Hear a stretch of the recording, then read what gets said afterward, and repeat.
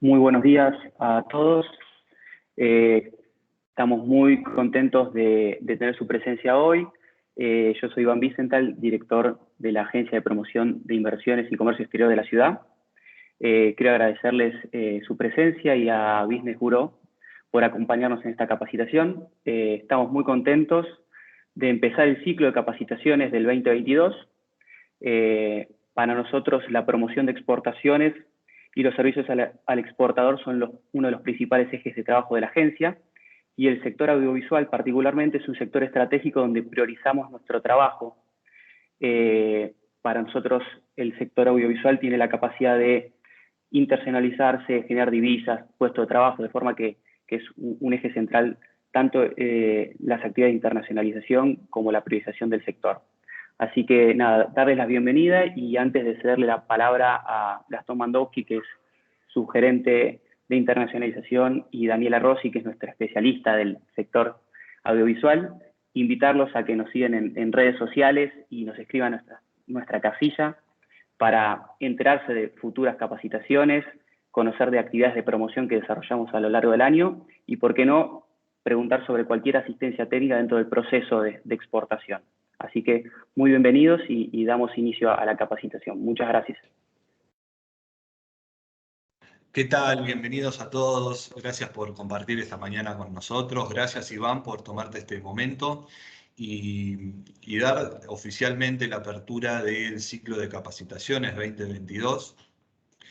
Capacitaciones que dentro de Inves nosotros formulamos a partir, primero con la idea de promocionar las exportaciones, pero de tres ejes centrales, que son herramientas de exportación, desarrollo de capacidades exportadoras y mercados. En este formato nosotros acompañamos a las empresas que participan de nuestras actividades en el desarrollo exportador. Esto es para que puedan tener información y asesorarse en cuanto a lo que es la importancia primero de tener esta información es clave, y asesorarse para tomar mejores decisiones. Esta actividad, como decía Iván, fue coordinada con la consultora Bureau Business.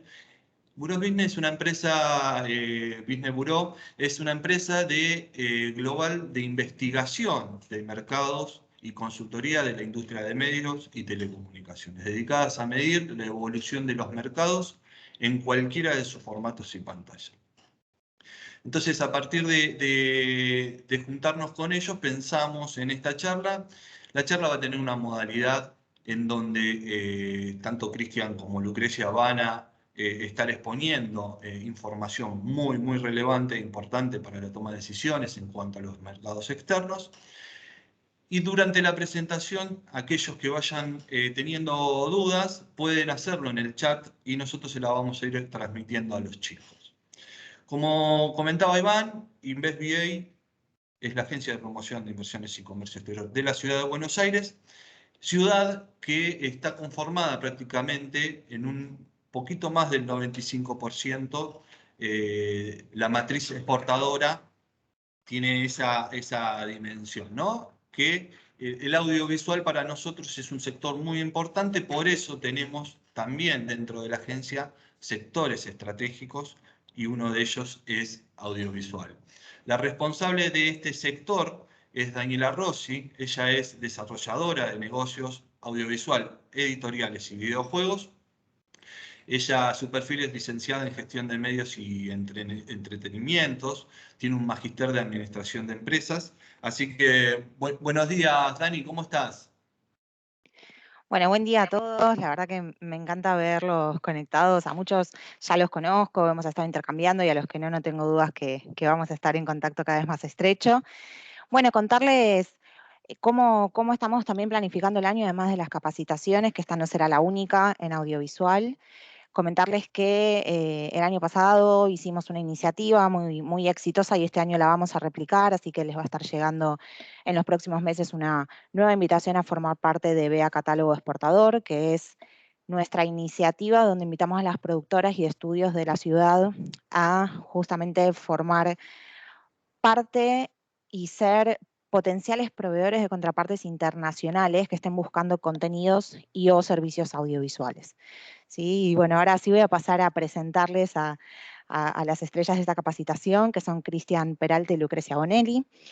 Bueno, Cristian Peralta es licenciado en Administración de la Universidad de Palermo, realizó un posgrado en Reingeniería de Empresas en la Universidad de Belgrano, trabajó en múltiples estudios de economía para empresas multinacionales y fue en 2011 que ingresó a BB como director de operaciones. Ahí en Business Bureau fue que creó la división MAF, en la cual desarrolló métricas claves para la industria de medios y telecomunicaciones, y fueron acompañadas estas métricas por un elevado nivel de conocimiento de todo lo que es la industria audiovisual.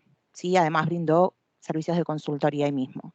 Estuvo al mando de los servicios concretos en Business Bureau que se llaman BB Forecast TV y BB Bundle Media Index. Creó también la división BB The Guardian, ocupándose de realizar auditorías para alcanzar un mercado cada vez más transparente. Y fue desde 2019 que se desempeña como director de atención al cliente para brindarle a los clientes de todos los puntos del mundo la información que les permita tomar decisiones estratégicas en sus procesos de expansión. Luego Lucrecia Bonelli es licenciada en Comercialización de la Universidad Argentina de la Empresa. Fue en 2020 que ingresó a Business Bureau como back office del equipo de ventas y de marketing. Armó diferentes propuestas comerciales, presentaciones de datos a clientes, campañas de email marketing y diferentes videos publicitarios, ¿sí? De todas las herramientas que hoy en día ofrece Business Bureau. Desde 2022 se desempeña como ejecutiva de cuentas, asesorando y generando nuevos clientes, dándoles todo tipo de información útil para la toma de decisiones y su potencial crecimiento, ¿no? Y posterior crecimiento. Se desempeña también en el rol de marketing de ventas y crea piezas publicitarias con el objetivo de atraer nuevos prospectos. Ahora sí, bueno, les doy la palabra y damos inicio formal a la capacitación. Bueno, muchas gracias, Dani. Gracias, Gastón, también. Iván, Leila, por invitarnos. La verdad es que nosotros en general intentamos desde nuestro rol poder compartir y ayudar al mercado y de las telecomunicaciones, de los contenidos, a poder crecer. Creemos que Argentina tiene un gran potencial para poder exportar servicios y sobre todo en un contexto como el que se está dando, en un mundo tan, digamos, convulsionado por todas las nuevas tendencias y el desarrollo del área digital en lo que es contenidos. Nosotros, como decía Dani, empezamos en Business Bureau enfocados allá hace más de 26 años en todo lo que era televisión paga en ese momento. Y a poco el mercado mismo nos fue llevando a abrir nuestros conocimientos y nuestras encuestas y nuestras investigaciones a todo lo que era la parte digital. O sea, nosotros llegó un punto en el año 2010 de inflexión, donde no solamente empezamos a relevar qué está pasando con la televisión paga, quiénes son los principales players, cuánto están cobrando por los precios, qué proyecciones podemos hacer en cuanto al crecimiento de lo que va a acontecer con la televisión paga y cuáles van a ser las tendencias que van a acompañar los usuarios, sino que también tuvimos que empezar a ver, bueno, a ver qué está pasando con Netflix, qué está pasando con Amazon, cómo estos nuevos players que antes se dedicaban a otros negocios ahora están ingresando en este mercado y están rompiendo con las estructuras y rompiendo con los paradigmas. Yo a ese tipo de empresas les llamo players no nativos, como Amazon, Afaplay, por mencionar algunos, Walmart, que ahora está incursionando también en el mundo de las OTT, Mercado Libre, que me enteré hace poco que está tras el negocio de la producción también. Son players que hasta hace un tiempo uno era una librería, el otro era como un mercado mayorista de remate, de compra y venta de productos.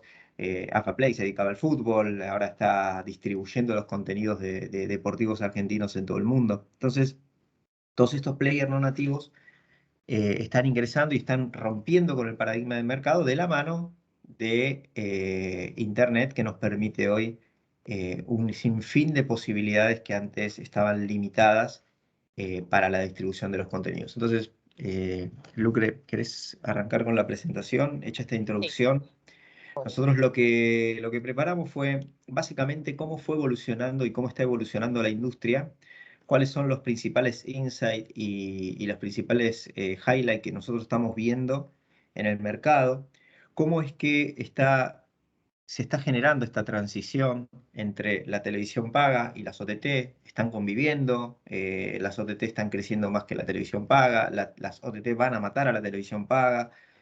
Bueno, todos esos datos nosotros los estamos analizando y un poco es lo que le queremos compartir el día de hoy. Sí, pasa, Lucre. Creo que no estás en modo presentación, ¿eh? Ahí presento. Disculpen, estaba activando el micrófono. Listo. Bien. ¿Qué está pasando? Usuarios y tendencia. Un poco es lo que vamos a hablar el día de hoy. ¿Qué está pasando con los usuarios y qué está pasando con los proveedores de contenidos?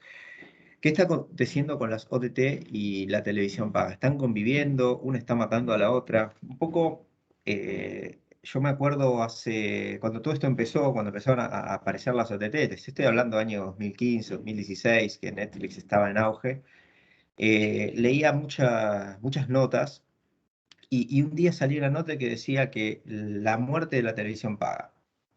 Al otro día salía una nota en el mismo lugar, en el mismo site, diciendo que no, que la TV paga y la OTT iban a convivir. Al otro día decía de nuevo que las OTT eran la muerte de la televisión paga y que a futuro se decretaba que la televisión paga iba a desaparecer. Entonces, en ese momento nosotros nos pidieron, me acuerdo uno de nuestros principales clientes, hacer un forecast de qué era lo que iba a acontecer, ¿no? Me preguntaron a mí, nosotros ya forecasteábamos lo que era el crecimiento de la televisión paga mediante modelos macroeconómicos y algoritmos.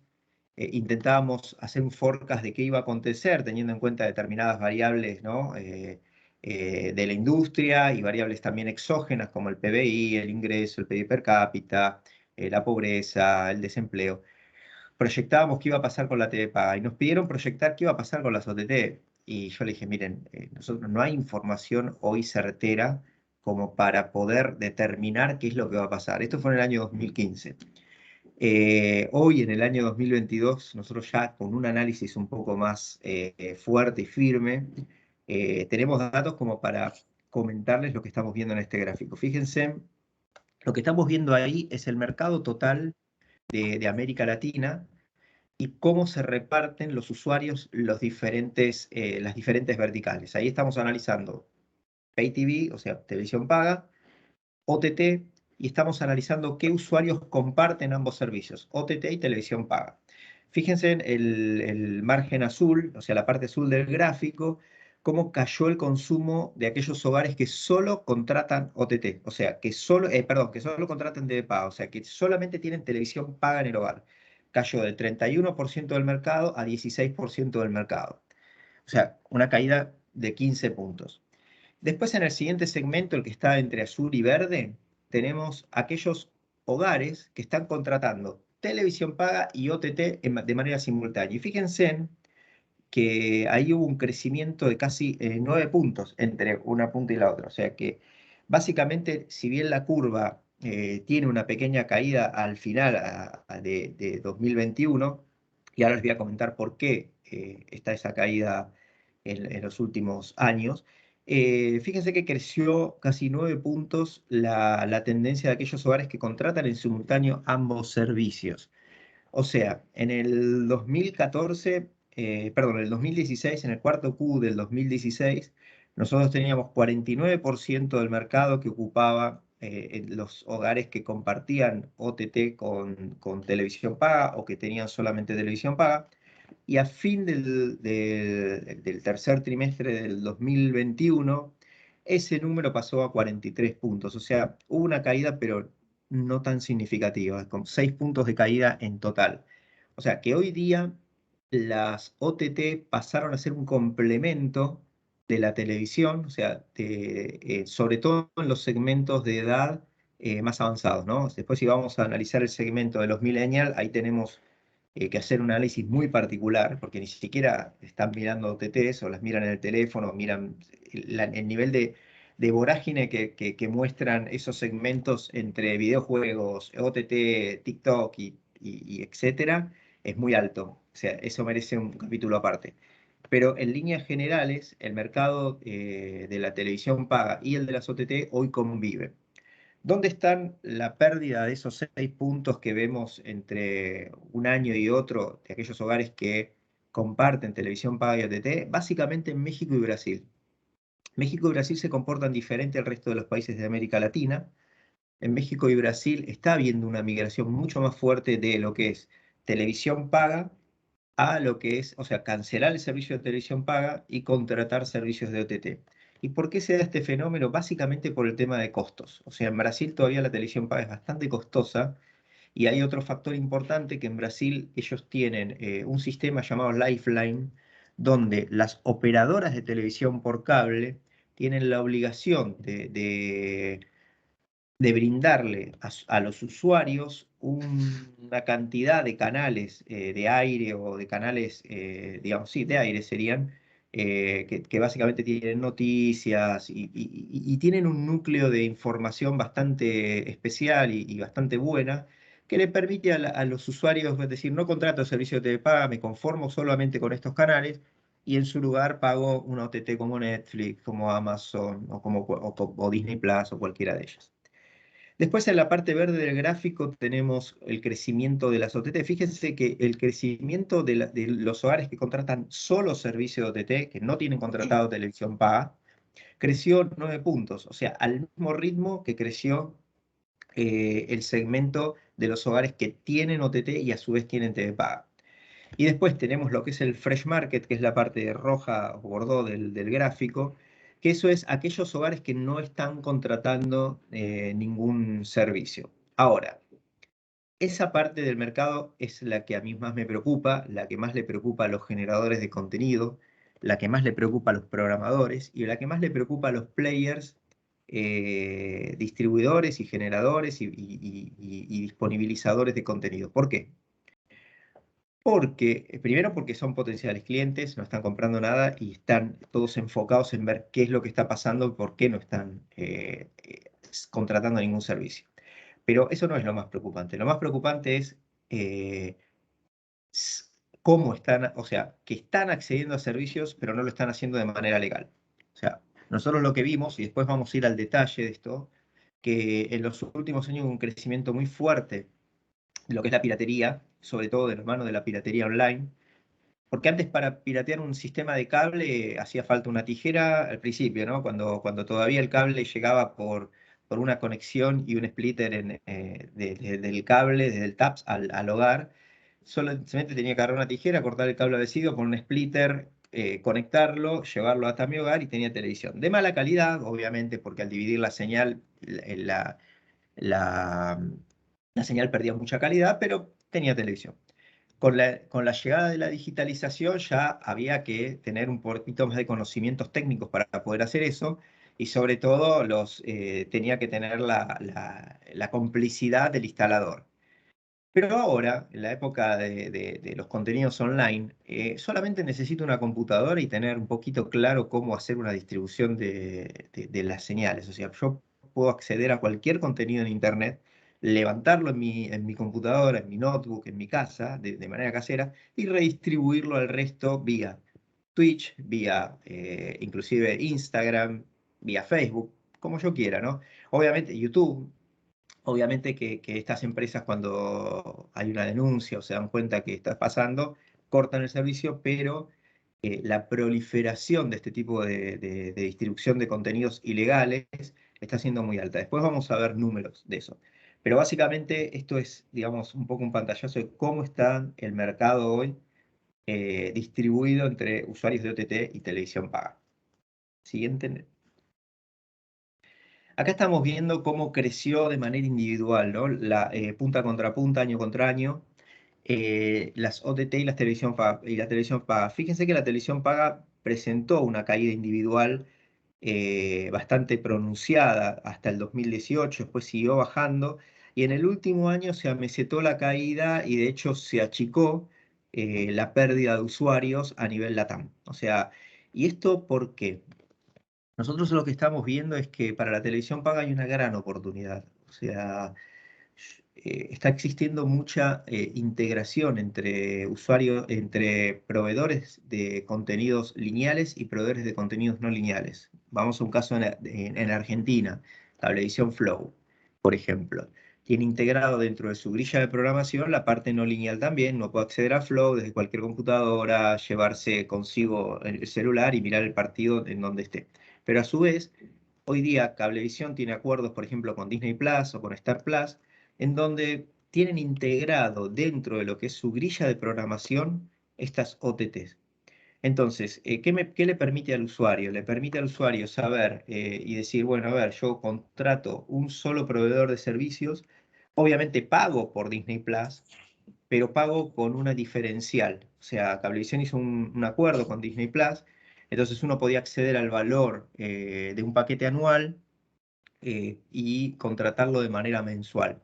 Integrado dentro de la factura de Cablevisión, que para los países de América Latina el billing es algo bastante importante, porque América Latina todavía no es un territorio 100% bancarizado. Entonces, y si uno tiene que contratar una OTT, una plataforma de manera directa, tiene que tener una tarjeta de crédito. Entonces, estos integradores como Cablevisión y como otros operadores tienen esa gran ventaja de poder integrar dentro de su ecosistema las OTT, poder brindarle ese servicio con descuento a los usuarios y a su vez ayudarlos con el billing. Pero además de eso, retenerlos dentro de lo que es su ecosistema. Piensen que no sé si a ustedes les habrá pasado, pero cuando yo quise instalar Disney Plus en el televisor de mi habitación, no pude, porque era un Smart TV viejo, entonces tuve que comprar uno para el comedor y traer el del comedor a mi cuarto. Lo mismo me pasó con HBO Max.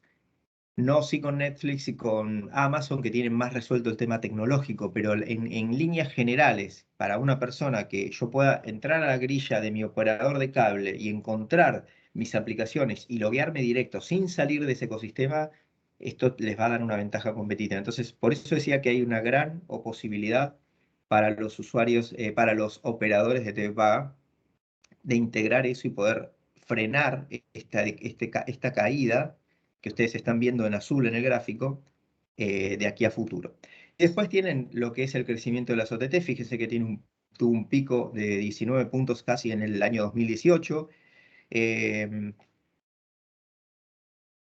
Muy traccionado por lo que yo llamo la tormenta, después más adelante la tormenta perfecta. O sea, el hecho de, hay algo que es innato en el ser humano que y en la curva de crecimiento de productos o desarrollo de productos, donde vemos que todo lo que es novedad siempre tracciona mucho al principio, después como que se ameseta por el hecho de la novedad misma, después se ameseta y comienza a estandarizarse o a generarse como una especie de amesetamiento del mercado, producto de que la gente ya lo consumió, ya lo vio, ya la novedad pasó y tiende a estabilizarse.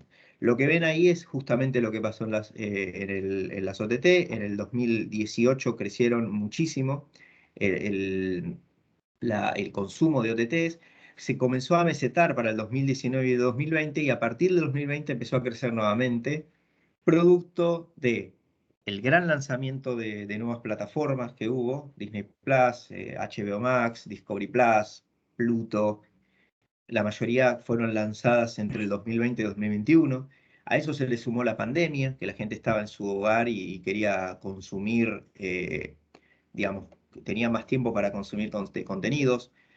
Otro factor importante fue la gran cantidad de publicidad que hicieron estas plataformas, o sea, el lanzamiento de Disney Plus, de HBO Max, yo me acuerdo que fue todo un suceso. Eso también volvió a reavivar este sentimiento de novedad de las plataformas y traccionó muchísimos usuarios. Y también la avidez que tienen los usuarios hoy día por mirar contenidos. O sea, está habiendo mucha demanda de contenidos por parte de los usuarios. La posibilidad de mirar una serie y mirarme todos los capítulos en un fin de semana genera que ese vacío cuando termine de ver la serie y ahora que miro. Entonces, todos esos factores se fueron combinando en lo que yo llamo la tormenta perfecta, que hizo que durante el año 2021 se disparara potencialmente el crecimiento de las OTT en cuanto a usuarios y consumo de contenidos. Siguiente. ¿Qué está sucediendo específicamente con el mercado de las OTT, de las plataformas? Fíjense ahí en este gráfico, lo que nosotros tenemos es el promedio de penetración de la banda ancha en lo que es América Latina. Hoy día el promedio de penetración de Internet en los hogares está en un 55%. Creció mucho en los últimos 2 años y va a seguir creciendo. Acá no estamos analizando lo que es, digamos, 3G, perdón, 4G o 5G. No estamos analizando planes de datos, estamos analizando solamente Internet al hogar.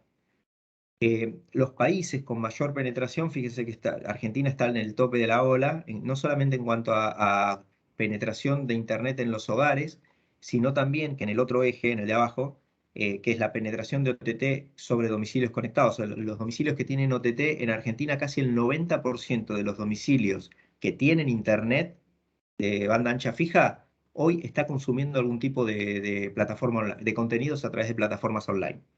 El siguiente país es Ecuador, después tenemos Colombia, Chile, en cuanto al consumo de OTT, bueno, México y Brasil vienen bastante relegados, y Perú, al igual que Brasil, ahí en uno. Pero fíjense que en promedio, en la América Latina, el 86% de los hogares que tienen internet fija están consumiendo algún tipo de contenidos online.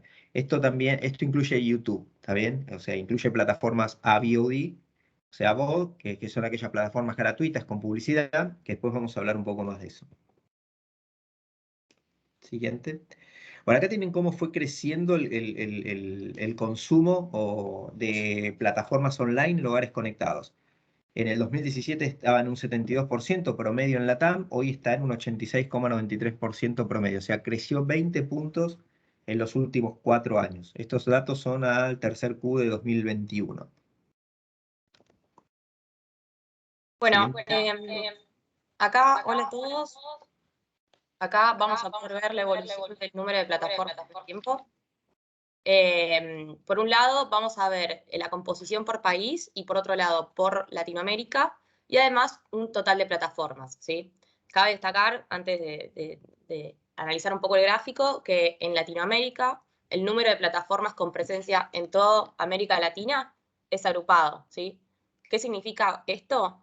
Que en la TAM vamos a únicamente nombrar las plataformas únicas en cambio de las totales, y en total vamos a tener la sumatoria de todas las plataformas disponibles en cada país.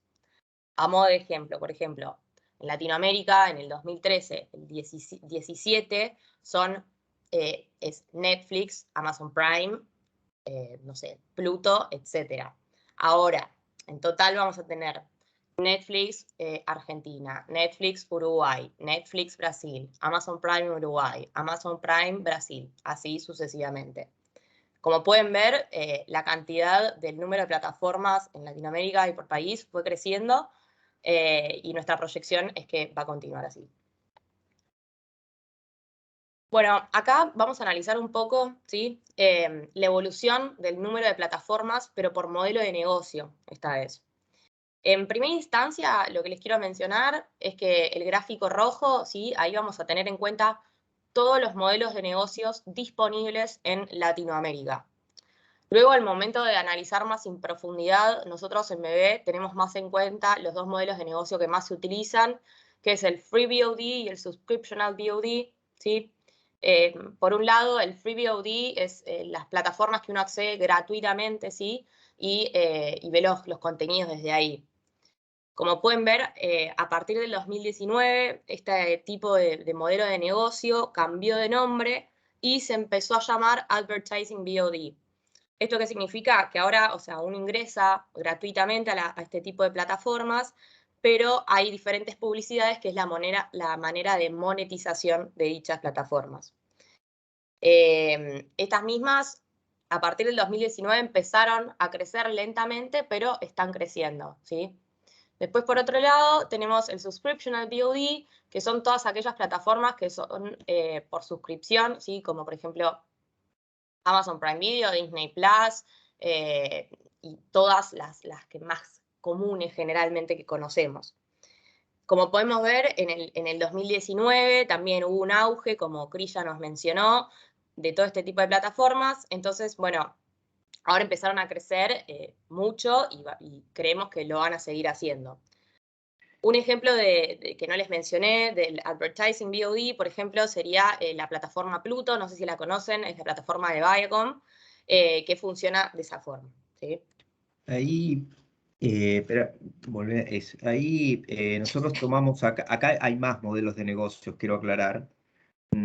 Tratamos de eliminar del gráfico algunos porque si no quedan todos muy juntos y enfocarnos en lo que más están creciendo para los productores de contenidos. O sea, las alianzas hoy en plataformas como Pluto, que cada vez está agregando más contenidos. Algunos, digamos, podrían decir, bueno, pero los contenidos todavía no tienen la calidad por ahí de los contenidos de Amazon, de Netflix, de Disney, pero está creciendo y fue muy innovador en algo que supieron hacer muy bien y es en todo lo que es la parte de contenidos en live streaming. O sea, Pluto se diferencia porque uno entra a la plataforma y automáticamente está viendo canales en vivo. Eso es muy importante también. El mundo de las plataformas OTT en algún punto va a tener que comenzar a integrar todo lo que son deportes en vivo, noticieros en vivo, y Pluto lo está resolviendo muy bien eso. Y la verdad que es un modelo de negocio bastante interesante el que ellos asumieron y le están poniendo cada vez más, mucho más énfasis en el desarrollo de la plataforma y está muy bien lograda. Bueno, básicamente lo que les decía, fíjense en que del 2019 al 2021 el crecimiento que hubo entre el 20 y el 21 de las plataformas es exponencial, o sea, y todas estas plataformas fueron las que traccionaron esta gran cantidad de usuarios a mirar contenidos online. Bueno, en este nuevo capítulo ahora vamos a analizar un poco más desde el lado de los usuarios, ¿sí? Qué miran, qué buscan, qué les gusta y demás. En primera instancia vamos a mirar un poco, ¿sí? el top 10 de plataformas en Latinoamérica. Dentro de este top 10 vamos a tener contemplados todos los modelos de negocio, ¿sí? Bueno, como pueden ver, nada, obviamente Netflix está primero en el podio con una penetración del 66% y como ya les mencioné, su modelo de negocio es por suscripción. Y lo sigue YouTube, el YouTube clásico, ¿sí? Que es su modelo de suscripción, su modelo de negocio, perdón, es por Advertising VOD. Y bueno, así continúan el resto de las plataformas. Cabe mencionar que en el top 10 entra Pluto TV, que es, como mencionaba Cris, es algo muy innovador. Entonces está en constante crecimiento y bueno, nada, es muy importante para toda Latinoamérica, ¿sí? Con su modelo de negocio distintivo que es AVOD. Bueno, en esta diapositiva lo que vamos a analizar o ver más que nada es cuántas plataformas miran los hogares en Latinoamérica, ¿sí?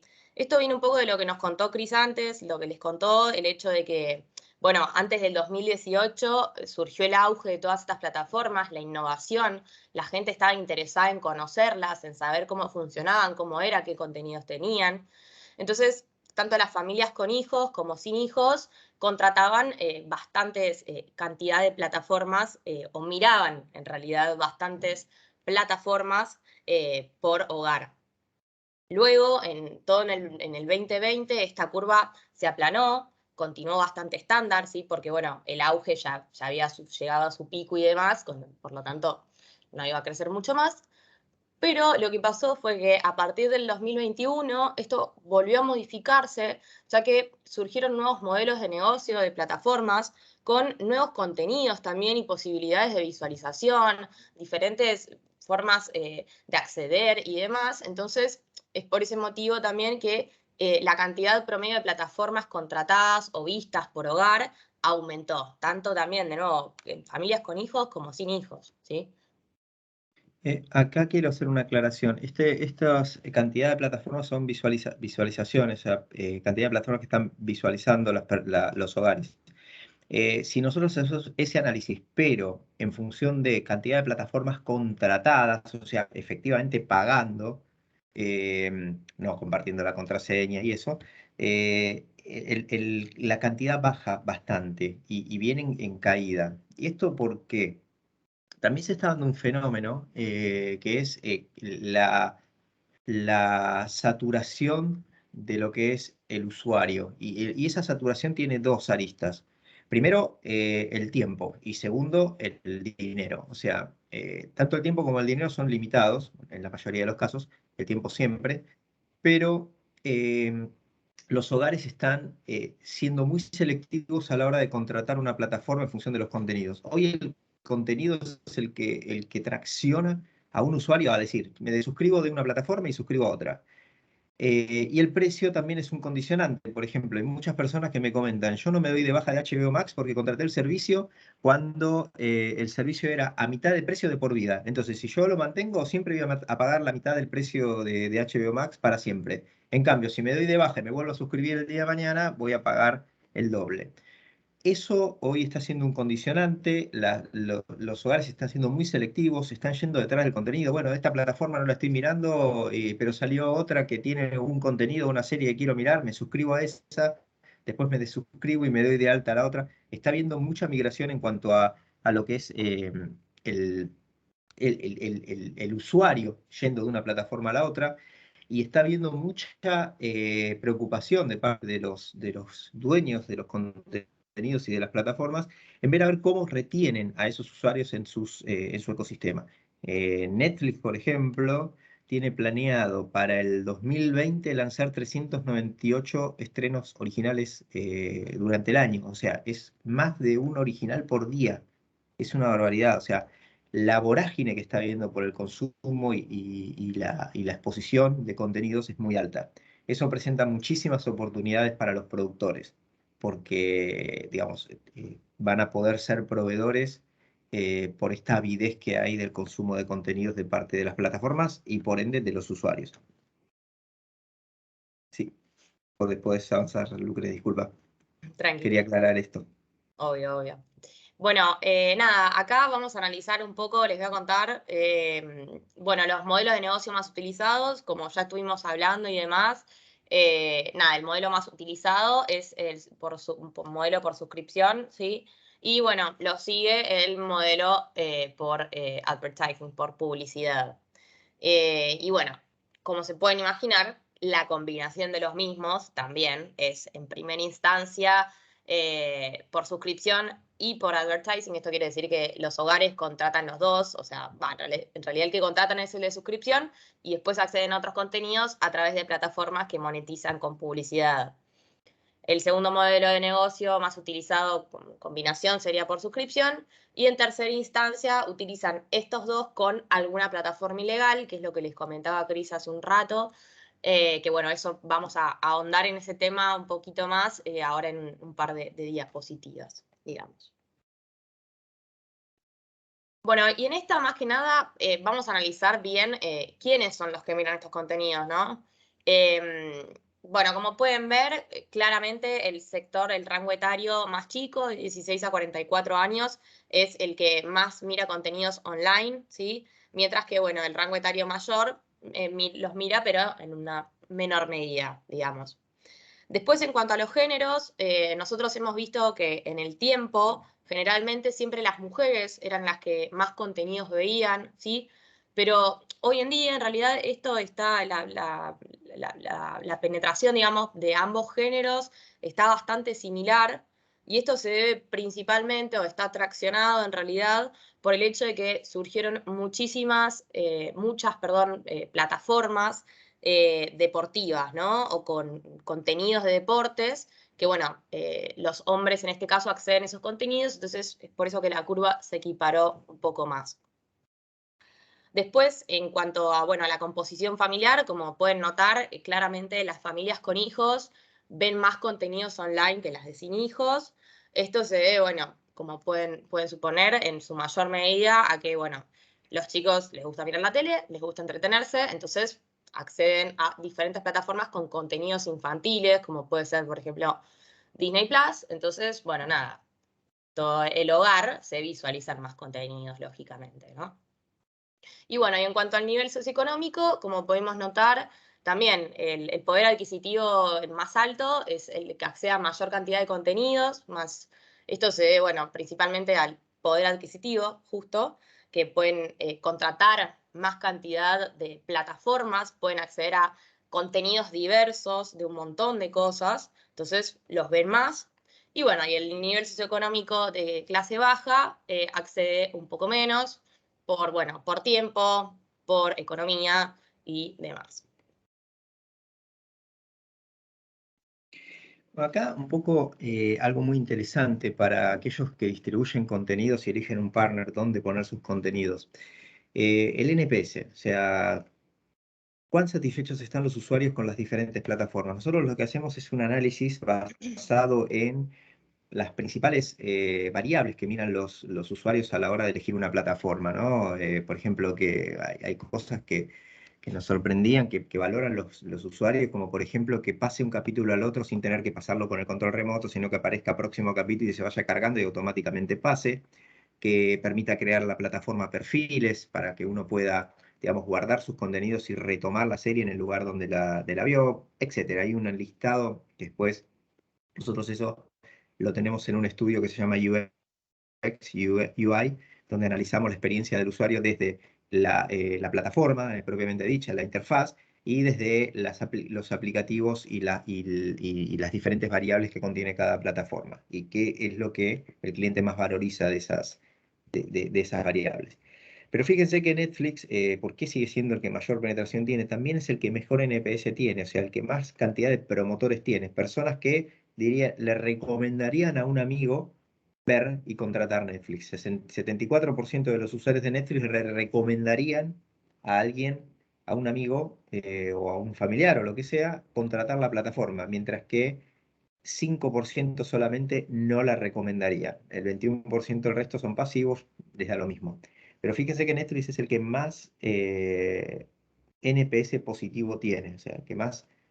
Y esto tiene que ver, yo creo que con dos cosas. Primero, la plataforma está muy bien lograda, obviamente, tienen un equipo de inteligencia muy, muy, muy bueno. Están detrás de cosas como, por ejemplo, entender cuando yo busco o sea, cuando yo miro una serie, miro una película, entender cuáles son los géneros más vistos por el usuario, en este caso si fuera yo, y una vez que hacen ese análisis hay un desarrollo de inteligencia artificial que lo que hace es buscar otras películas que podrían interesarme, pero buscar qué parte de la película se asemeja al género más visto que yo más veo y poner esa parte de la película como póster, para que a mí me atraiga a la hora cuando lo veo en la pantalla como recomendación.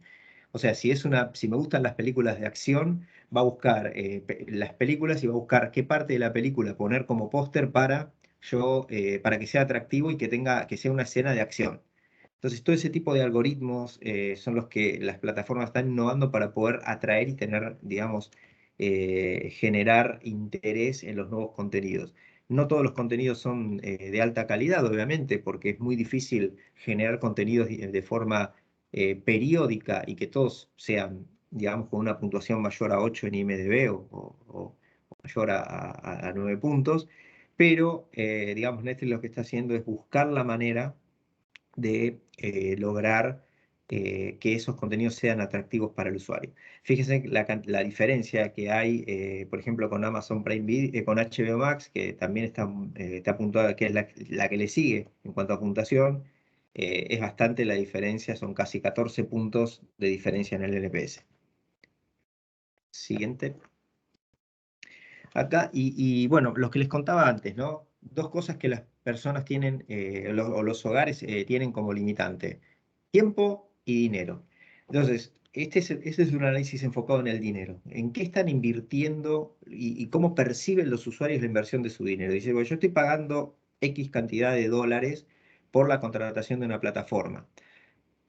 ¿Qué recibo a cambio? Bueno, fíjense que ahí nosotros hicimos un promedio de precios. Esto es un promedio de precios a nivel LATAM. Si vamos a países puntuales como Argentina, los precios van a caer drásticamente porque desde hace un tiempo las plataformas tomaron una decisión muy, muy sabia, que fue cobrar en moneda local y no atar al usuario a la moneda dólar, sobre todo en países con variaciones monetarias tan fuertes como Argentina. Entonces eso logró también ampliar la masa de crítica de usuarios. Pero fíjense, Netflix tiene un promedio de valor de $10,99, Amazon $3,18, $2,18 HBO Max, Disney, etc.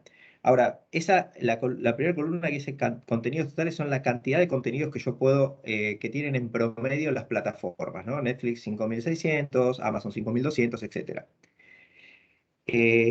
Después, contenidos con puntuación mayor a IMDb. IMDb es una página donde los que miran contenidos pueden entrar y puntuar cada uno de esos contenidos. Entonces, fíjense en la cantidad de contenidos que tienen con puntuación mayor a 6, la cantidad de contenidos que tienen con puntuación mayor a 8 y la cantidad de contenidos lanzados en el 2021, que ese es un factor importante, que tengan contenidos nuevos y que cuando yo entre a la plataforma no sean contenidos viejos.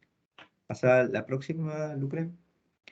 Y el análisis que hicimos acá es cantidad de contenidos por dólar pagado. Y fíjense que ahí Claro Video es la que más cantidad de contenidos ofrece por dólar pagado. Si yo divido la cantidad de contenidos totales por la cantidad de dólares que pago por esa plataforma, obtengo la cantidad de contenidos que obtengo por cada dólar que yo pagué. Claro Video en América Latina es la que más contenidos disponibiliza por dólar pagado. Esto puede variar en función de cantidad de contenidos o porque el precio es muy bajo. Después, también tiene la mejor cantidad de contenidos en cuanto a puntuación mayor a 6 en IMDb. O sea, esto es un análisis de contenidos de calidad. Claro, ofrece 994 contenidos con puntuación mayor a 6 en IMDb por dólar pagado.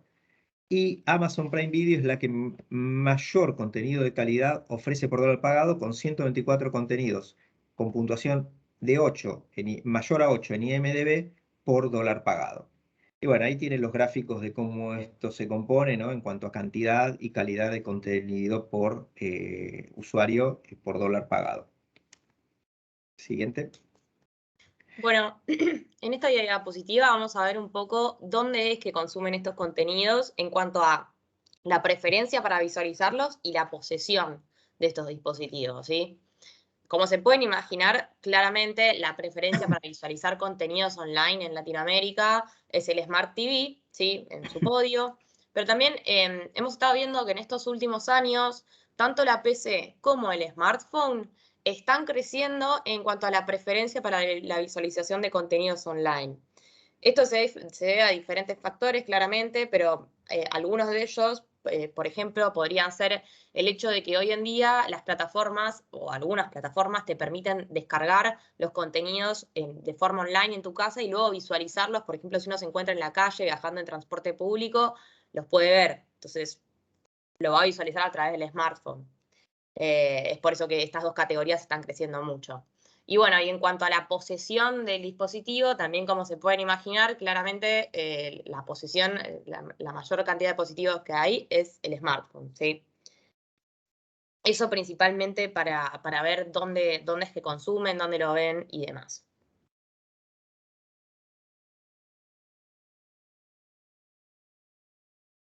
Cris.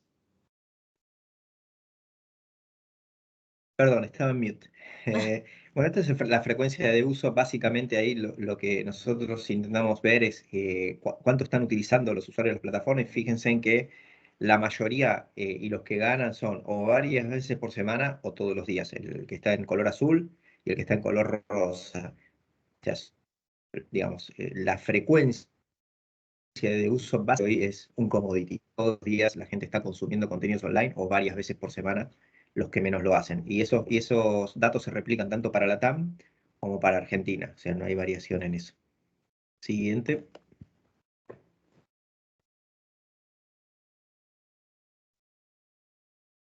Bueno, acá lo que nosotros hicimos fue un análisis por género y qué tipo de género, o sea, por sexo y qué tipo de géneros están mirando, ¿no? Obviamente los hombres prefieren géneros de acción, seguidos por ciencia ficción y comedia. En el caso de las mujeres están más enfocadas en comedia, romance y drama.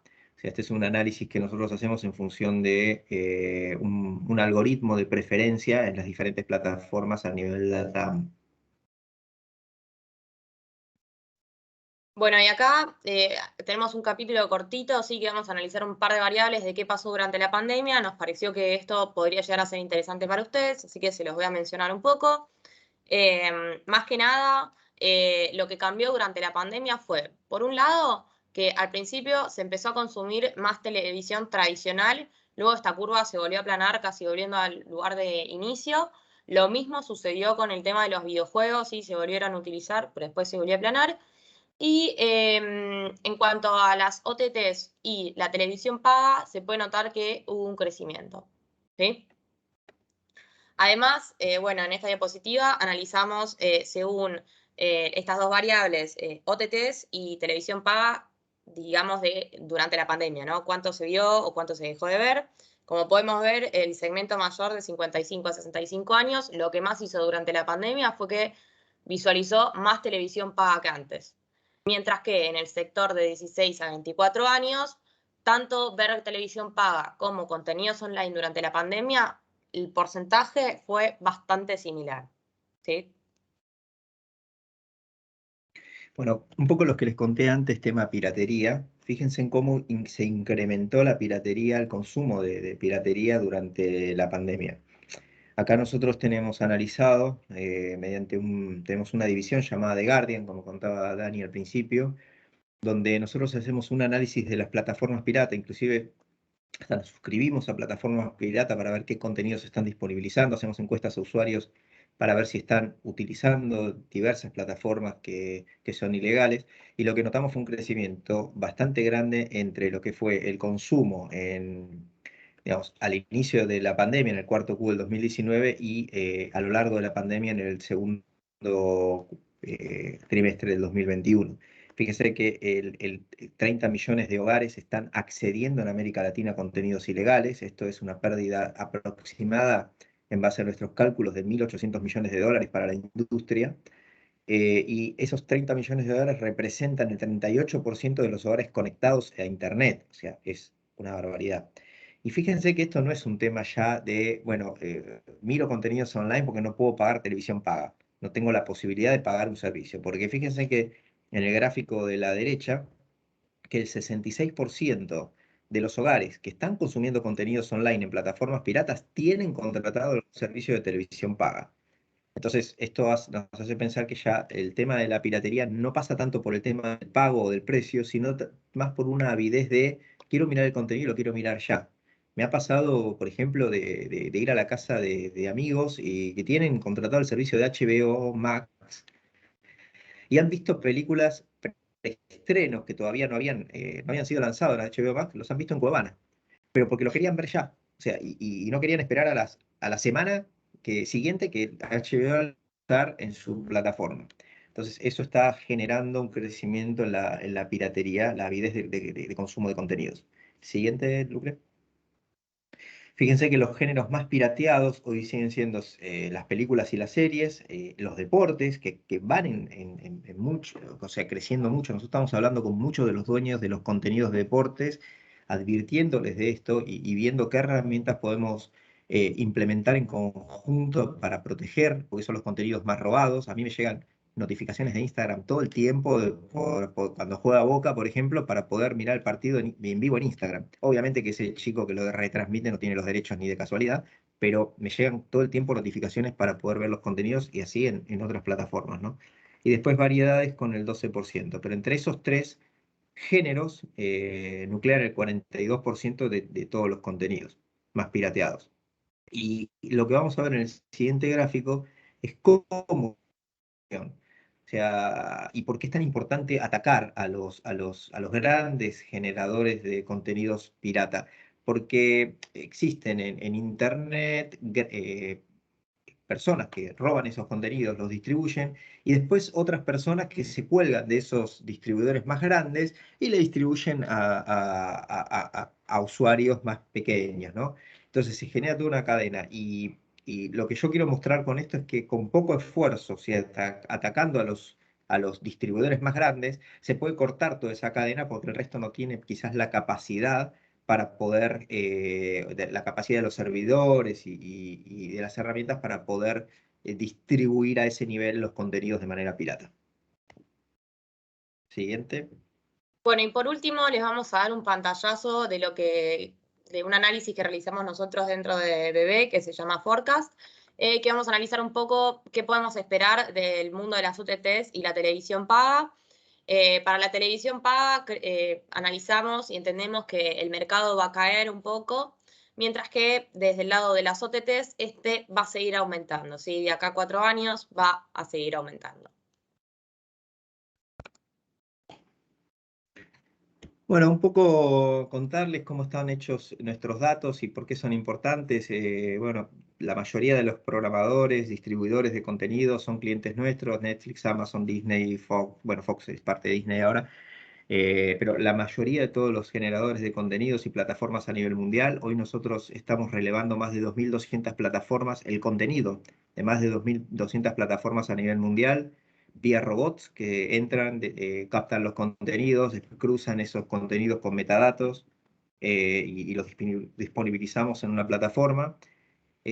Para lo que es la oferta, después la demanda la estamos analizando a través de encuestas online para poder disponibilizarle cuáles son las tendencias a nuestros clientes y qué es lo que los usuarios están básicamente necesitando, ¿no? Este tipo de información se está utilizando muchísimo, sobre todo por parte de las productoras y programadoras, para poder entender y hacer inteligencia de contenidos y ver cuáles son los contenidos mejores puntuados, hacia dónde van las tendencias, qué son las cosas que están por salir, cómo va a ser el futuro a través del forecast, qué es lo que están demandando los usuarios, cómo lo están viendo para ver cuáles son los mejores partners a la hora de distribuir sus contenidos, etc. Un poco la parte metodológica es importante, estos datos no los sacamos de research, son todos de fuentes primarias, son todas encuestas y análisis que hacemos nosotros, y obviamente están invitados a visitar nuestra web para si quieren profundizar más en cuanto a lo que es la parte metodológica.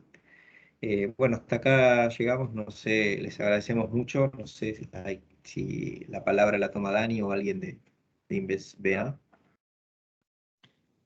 Bueno, Si hay Cristian. dudas, preguntas. Sí, excelente, excelente la charla. Fue un contenido puramente, digo, a la hora de pensar en exportar los servicios, los contenidos audiovisual, creo que es el pilar para empezar a elaborar una estrategia de exportación. Digo, esta información es básica, clave para esa estrategia exportadora. Así que les agradezco muchísimo, Lucrecia, Cristian, muchas gracias. No hay preguntas, no hay preguntas. Los chicos van a estar a disposición, tenemos el contacto de los chicos, vamos a aquellos que quieran consultar y profundizar acerca de esta información, están a disposición. No sé si alguien quiere preguntar algo específico, puntual, algo que tenga que ver con lo que dijeron los chicos, podemos hacerlo ahora. Mientras quería contarles un poquito muy breve, nosotros vamos a estar mandando una encuesta, ¿sí? Esa encuesta es de satisfacción y a partir de esa encuesta nosotros podemos enviarles a aquellos que así lo soliciten la presentación que acabaron de mostrarnos los chicos. Hacemos otras charlas que tienen que ver, esta es muy específica de audiovisual, pero se vienen otras charlas relacionadas al proceso de exportación de servicios, ¿no? Con todas las cuestiones que tienen que ver con el envío del servicio, el cobro, la facturación, como para darle el cierre a un proceso. Digo que muchas veces no se tiene en cuenta cómo hacerlo y a la hora de llevarlo a cabo se cometen errores y son muy costosos.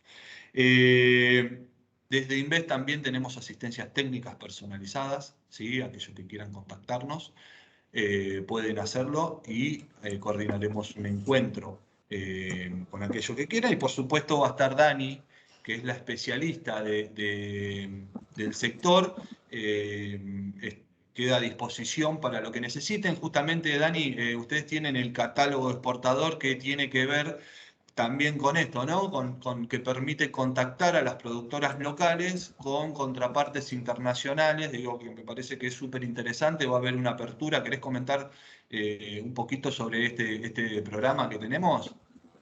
Sin duda, sí. Nosotros lo que vamos a estar haciendo foco es en detectar justamente oportunidades de negocio en el exterior. Esto básicamente consiste en conversar con los grandes y medianos jugadores del ecosistema internacional audiovisual donde ellos directamente por conveniencia y practicidad nos manifiestan en concreto lo que están buscando. Por ejemplo, serie de tantas temporadas de tal duración, tal género para tal tipo de público. Entonces, con eso, nosotros, con todas aquellas productoras y estudios y profesionales que están en el catálogo exportador, relevamos continuamente lo que tienen disponible, lo que no está comprometido, o sí está comprometido en ciertos territorios, pero puede ser comercializado en otros.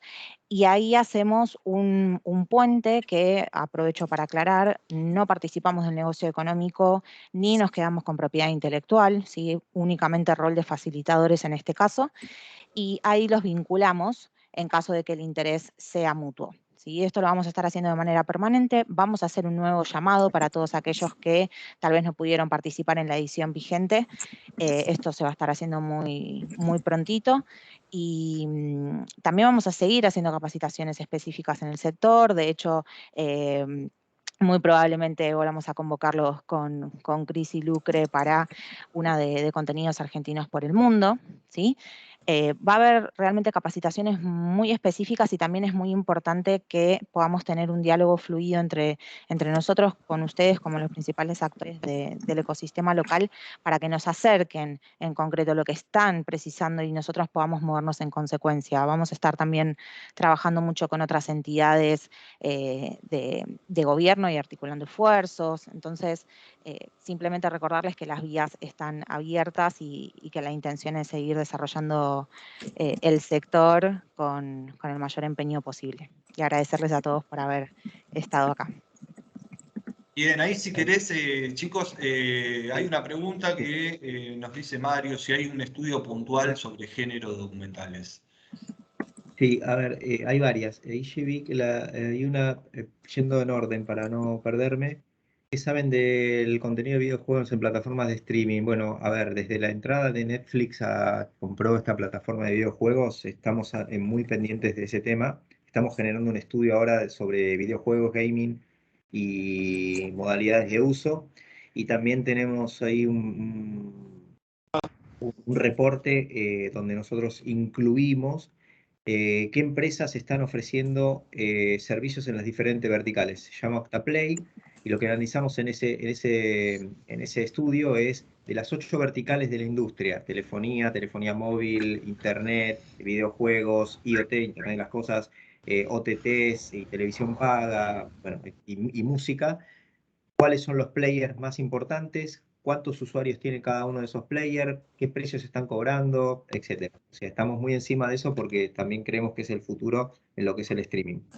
Después sobre documentales también, porque el año pasado hicimos un estudio para el lanzamiento de Discovery Plus y ellos le llaman a documentales, le llaman contenidos unscripted, o sea, los que no tienen un guión, los que no son guionados.